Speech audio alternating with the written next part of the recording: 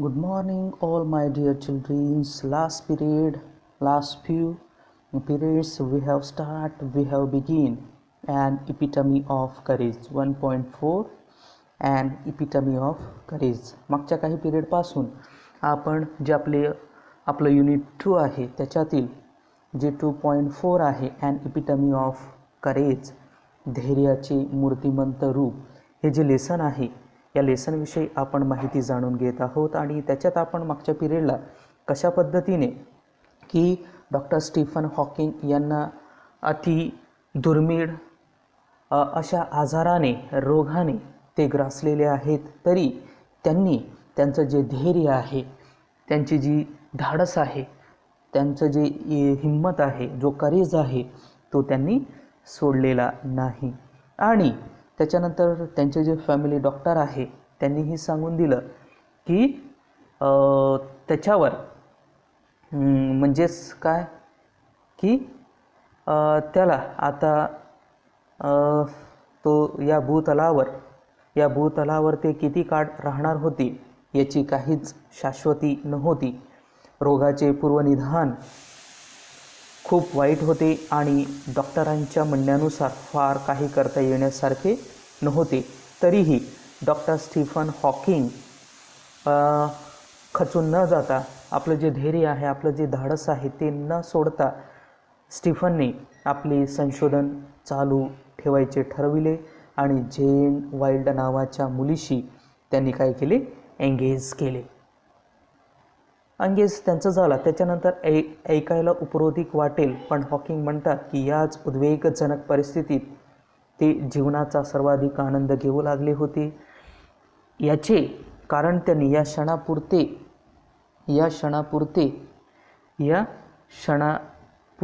जगायला सुरुवात केली होती. आणि डॉक्टरकीचे संशोधनही नव्या जोमाने त्याने काय केले होते, सुरू केले होते. आणि याच ठिकाणी आपण मागच्या पिरियडला, लास्ट पिरियडला आपण थांबलो होतो. आणि येथून पुढे आज आपण हे जे लेसन आहे या लेसनविषयी आपण सविस्तरपणे माहिती जाणून घेणार आहोत.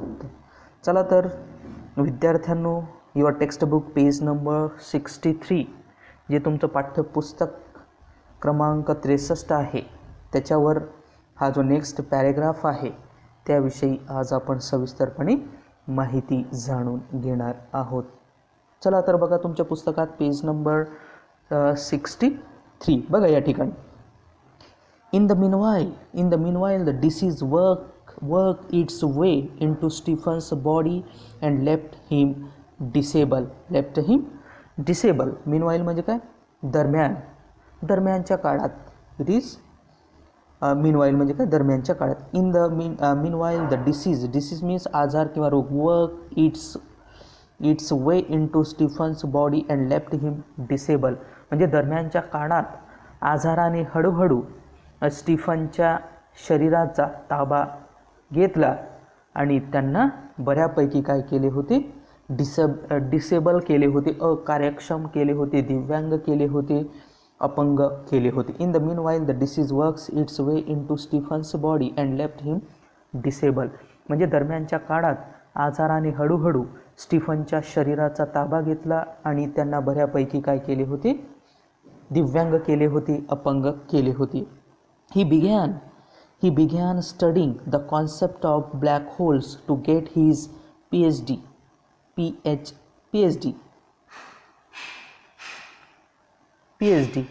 PhD means what? It is a full form of these word. PhD means what? Doctor of Philosophy. PhD means what?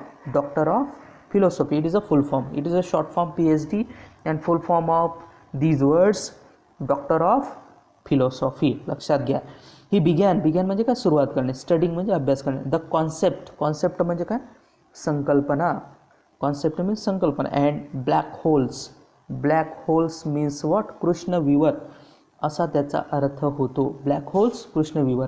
He began studying the concept of black holes to get his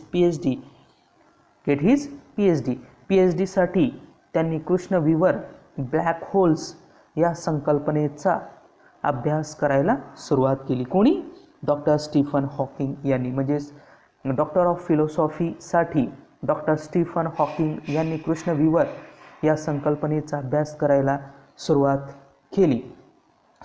bye this time he was confined to a wheelchair and was rapidly losing control of his hands and speech. By this time, आता मधल्या काळामध्ये doctor Stephen हॉकिंगने काय केले की doctor of फिलॉसॉफीसाठी त्यांनी कृष्णविवर या संकल्पनेचा अभ्यास करायला सुरुवात केली. By this time he was confined म्हणजे काय, मर्यादा येणे किंवा अडकून पडणे, मर्यादा येणे किंवा अडकून पडण्याचा त्याचा अर्थ होतो. कन्फाइंड टू अ व्हीलचेअर बघा या ठिकाणी या चित्रामध्ये सुद्धा व्हीलचेअर दिलेली आहे. Confined to a wheelchair and was rapidly म्हणजे काय, वेगाने losing control of his hands and speech म्हणजे भाषण, हँड्स म्हणजे काय हात, कंट्रोल म्हणजे नियंत्रण, लूजिंग म्हणजे काय गमावणे. बघा by this time he was confined to a wheelchair and was rapidly losing control of his hands and speech, की आता ते व्हीलचेअरच्या मदतीनेच फिरू शकत होते. त्यांच्या हाताचे आणि स्पीचवरील म्हणजे भाषणावरचे नियंत्रणही झपाट्याने कमी होऊ लागले होते. कारण की जो डिसीज आहे LAS व LOU नावाचा जो अतिदुर्मिळ असा डिसीज आहे, रोग आहे, त्या रोगाने ते ग्रासलेले होते, सफर्ड झाले होते आणि आता ते व्हीलचेअरच्या मदतीनेच फिरू शकत होते. त्यांच्या हातांचे आणि त्यांच्या वाणीवरचे किंवा भाषणावरचे नियंत्रणही झपाट्याने कमी होऊ लागले होते.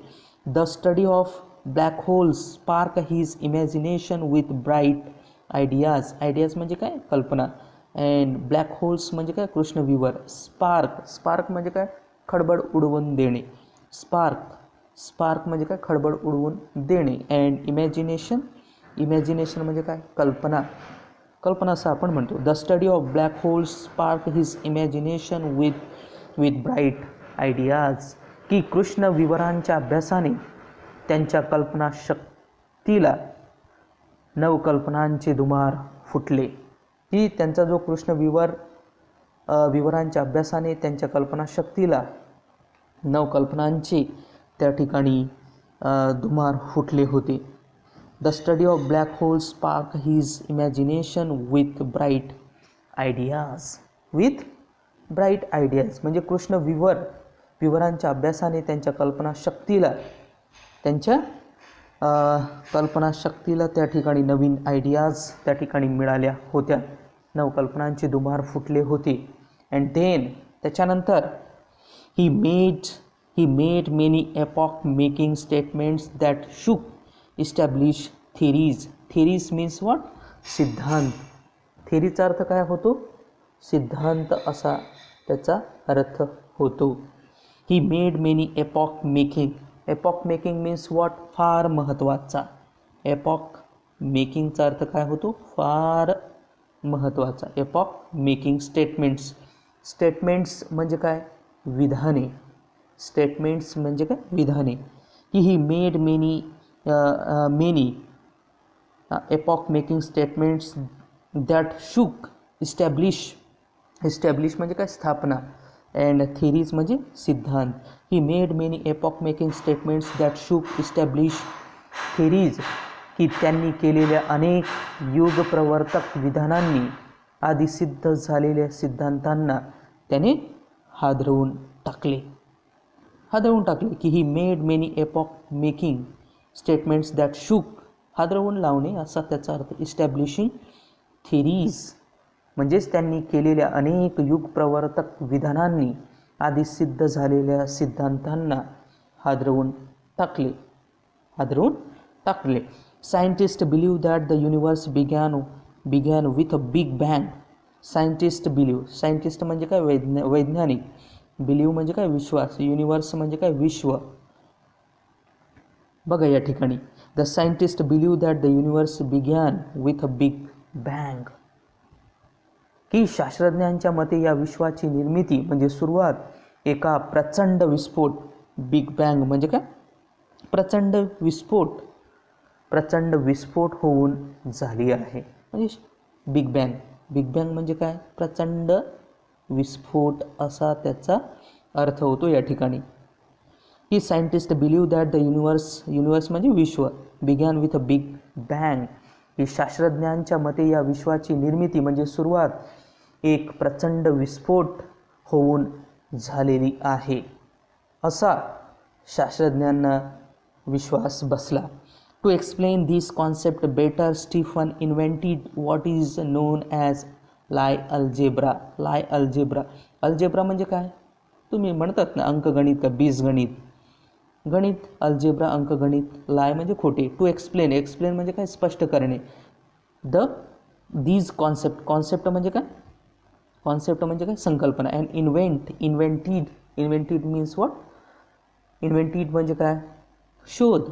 To explain this concept better Stephen invented what is known as lie algebra. ही संकल्पना अधिक चांगल्या स्पष्ट करण्यासाठी स्टीफनने लाय अल्जेब्राचा काय लावला, शोध लावला. म्हणजे जी बिग बँग जी कॉन्सेप्ट आहे, म्हणजे शास्त्रज्ञांच्या मते या विश्वाची निर्मिती एक प्रचंड विस्फोट होऊन झाली आहे.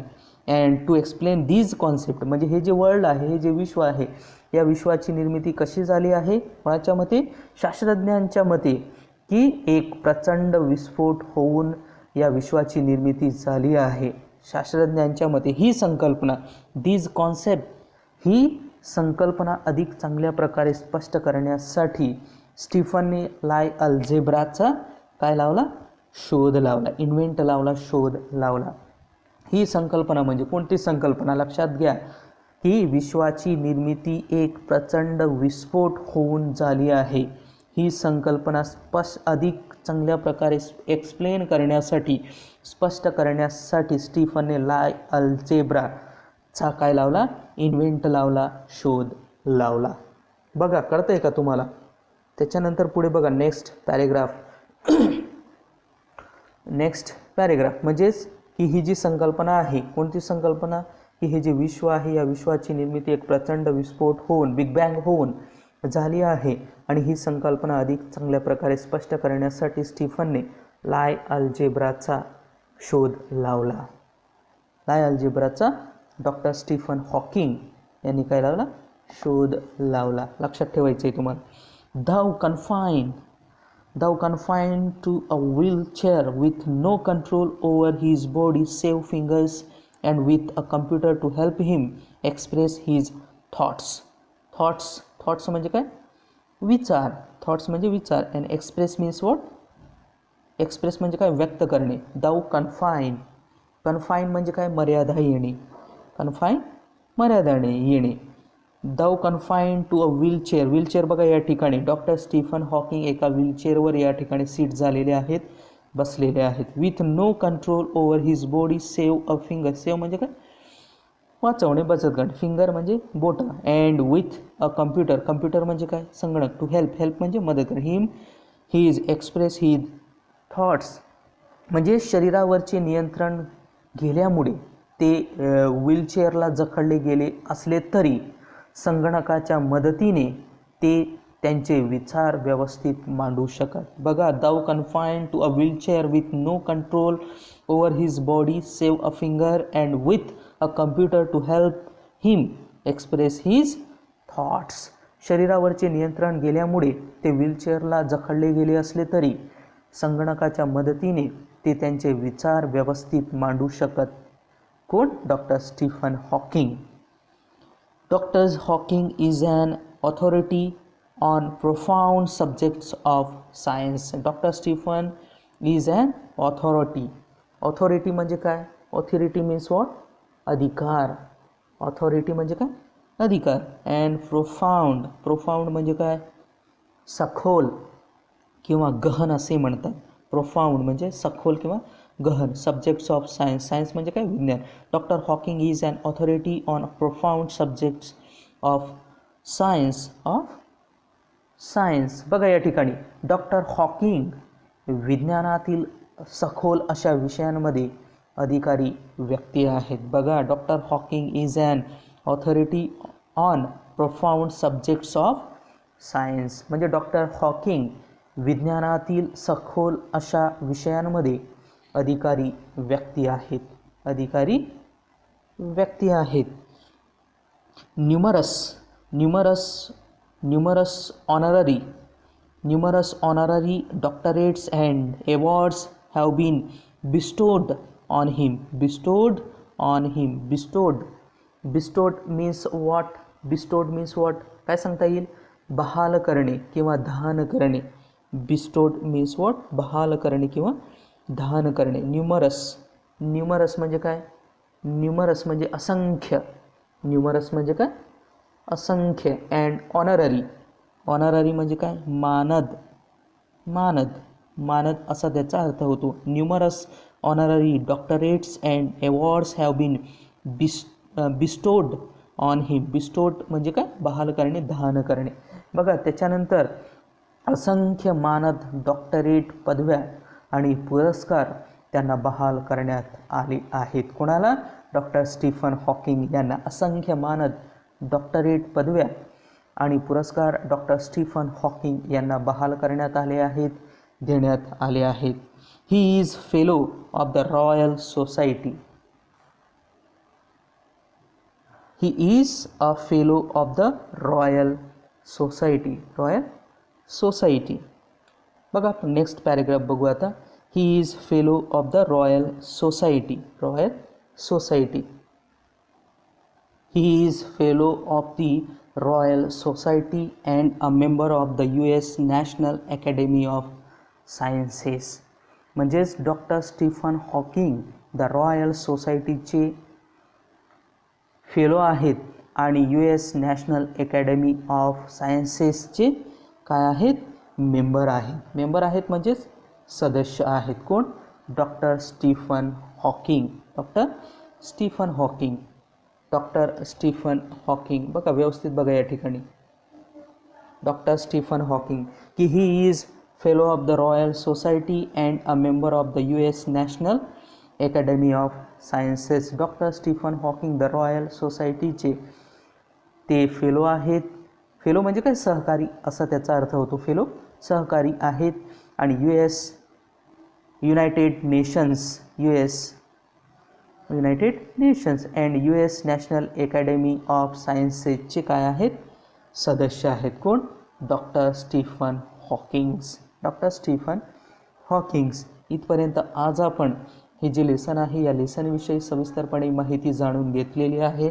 आणि या लेसनविषयी जर तुमच्या मनामध्ये कोणत्याही प्रकारचे डाऊट्स असतील, जो आज आपण अध्ययन केला, अभ्यास केला, त्या भागाविषयी जर तुमच्या माइंडमध्ये, तुमच्या मनामध्ये काही डाऊट्स असतील, शंका असतील, तर ते तुम्ही मला हमखास विचारू शकतात. आज आपण याच ठिकाणी थांबूया. पुढच्या वेळेस हे जे रिमेनिंग 2 or 3 or 4 पॅरेग्राफ्स आहेत about these lesson and epitome of courage नावाचं जे लेसन आहे, त्या लेसनचे जे उर्वरित परिच्छेद आहेत, पॅरेग्राफ आहेत, त्यांच्याविषयी आपण सविस्तरपणे माहिती जाणून घेणार आहोत. बघा, जेवढे शिकवलेले जे भाग आहे त्या भागावर आधारित दिलेले जे काही होमवर्क असतील, गृहपाठ असतील, स्वाध्याय असतील, ते वेळोवेळी कंप्लीट करा. कारण दिवसेंदिवस की तुमचा जो SSC बोर्डाचा जो पिरियड आहे, कालावधी आहे, तो दिवसेंदिवस काय होत आहे? कमी होत आहे. म्हणून अभ्यास सुरूच ठेवा. कारण हे वर्ष तुमच्यासाठी फार खूप महत्त्वाचे आहेत. की आपण घरीच आहोत याचा अर्थ असा होत नाही की यावर्षी आमची बोर्डाची परीक्षा होणार नाही. होईलच परीक्षा. म्हणून आपण आपली जी तयारी आहे ती तयारी करूनच ठेवायची आहे. धन्यवाद. आपण आज याच ठिकाणी थांबूया. Thank you very much.